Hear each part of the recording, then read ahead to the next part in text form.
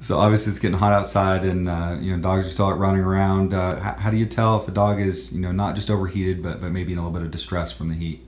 It can be hard to tell. Some of the behaviors that show you a dog is in trouble are extensions of normal behavior. So your dog might pant a little when he's running with you, but if he can't sit down, close his mouth, and breathe normally without panting, he might be in trouble. If you're seeing more effort with breathing, if he's lagging behind in the run or hike, or even not going off on the side the way he does, just following you, any change in behavior, any lethargy, you want to be concerned. Any change in mucous membrane or tongue color, normally it should be nice and pink.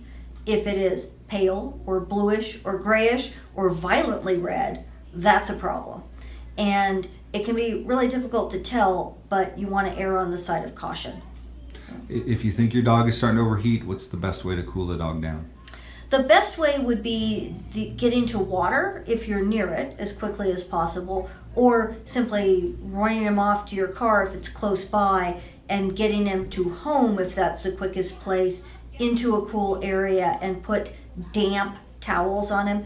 Don't stick him in an ice bath if you think he's overheated, because that makes them too cool. And when we cool dogs here who have heat stroke, we stop cooling when they reach 103. Normal for a dog is usually between 100 to 102, depending on what they're doing and how excitable they are. Best way to prevent that in a dog? What are the things people should do if they're going out on a hot day, they know their dog's going to be exercising? What's the best way to prevent heat stroke?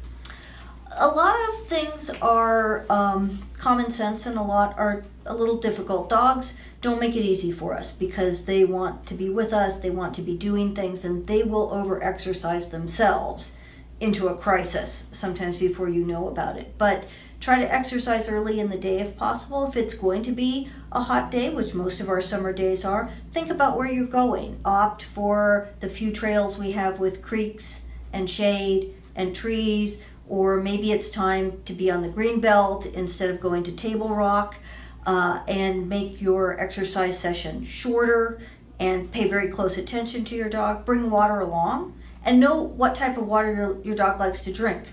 I've known dogs that will drink from your Camelback when you squirt it at them, and I've known dogs that will only drink from their own little bowl.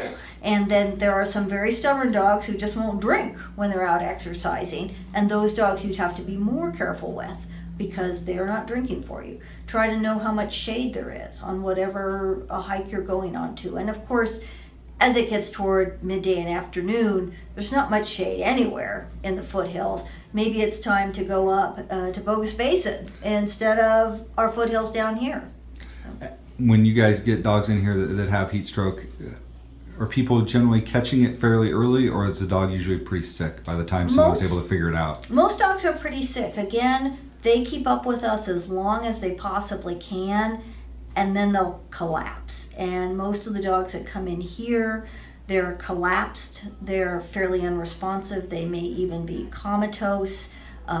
They have a temperature of 108, 109, 110, too high to read on our thermometers, and the body starts to break down because the cells have been heated. They've been cooked too much.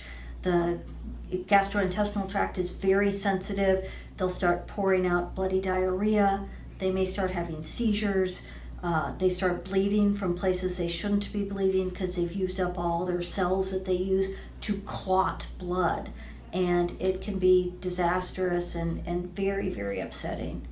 I know a couple people I've talked to today have said, one of the best rules of thumb is just think of the dog like you. I mean, if you're too hot, the dog's too hot. If you need water, the dog needs water. How good of a correlation is there? I would think of them as more so than a human, or maybe like a toddler. If you are sweating, your dog could possibly be in trouble. Now, we know there are some really active dogs that go along and can run us to the ground in stable weather, and we're sweating, but they're okay. But as a rule of thumb, if you're starting to really sweat, your dog could be in danger. So you need to assess that.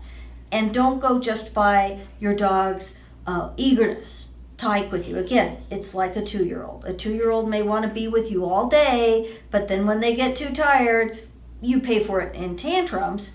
In your dog, you may pay for it by your dog dying. And they just don't get rid of heat as easily as we do. They don't sweat all over their body. They sweat on their toe pads. They can pant.